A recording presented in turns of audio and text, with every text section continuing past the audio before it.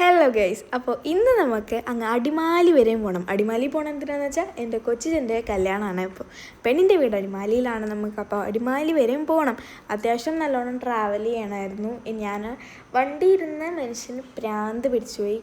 കാരണം എന്തോരം നേരാന്ന് വെച്ചാൽ ഇരിക്കണം. അപ്പോൾ നമ്മൾ ലാസ്റ്റ് അവിടെ എത്തി. അടിമാലിയിൽ ഏതൊരു ക്ലബ്ബിൽ വെച്ചായിരുന്നു കല്യാണം. അപ്പോൾ നമ്മൾ ചെന്നപ്പോൾ തന്നെ വെൽക്കം ഡ്രിങ്കൊക്കെ കുടിച്ചു. പിന്നെ അങ്ങോട്ട് കെട്ട് ഷടപടാന്നായിരുന്നു. കാരണം നമ്മൾ ചെന്നപ്പോൾ തന്നെ ഉച്ചയൊക്കെ ആയി.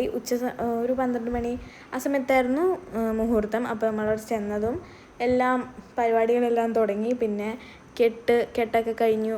ലാസ്റ്റ് നമ്മൾ അവിടെ ഒരു ബാൽക്കണി പോലെ ഉണ്ടായിരുന്നു, അവിടെ ഇരുന്ന് നിന്നത്. കാരണം താഴത്ത് നല്ല തിരക്കായിരുന്നു. അപ്പോൾ നമ്മൾ തിരക്കൊന്നുമില്ലാണ്ട് മുകളിൽ പോയിരുന്നു. നല്ല അടിപൊളിയായിട്ട് കെട്ട് കാണാൻ പറ്റി, വീഡിയോയും എടുക്കാൻ പറ്റി.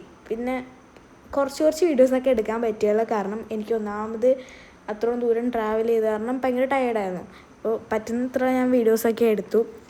പിന്നെ നമ്മൾ ബാൽക്കണിയിലാണ് നിന്നത്. അവിടെ നിന്ന് മര്യാദക്ക് കാണാനൊക്കെ പറ്റി.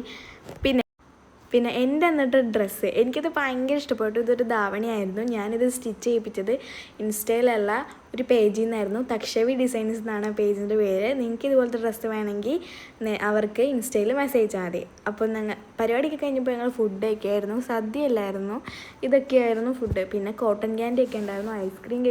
ഐസ്ക്രീമൊക്കെ കഴിച്ചു, കോട്ടൺ ക്യാൻഡി കഴിച്ചു. പിന്നെ നമ്മൾ നേരത്തെ തന്നെ വീട്ടിലേക്ക് വിട്ടു, കാരണം കുറച്ചധികം ദൂരമുണ്ട്. അപ്പോൾ ഇത്രയുള്ള ടാറ്റാ ബൈ.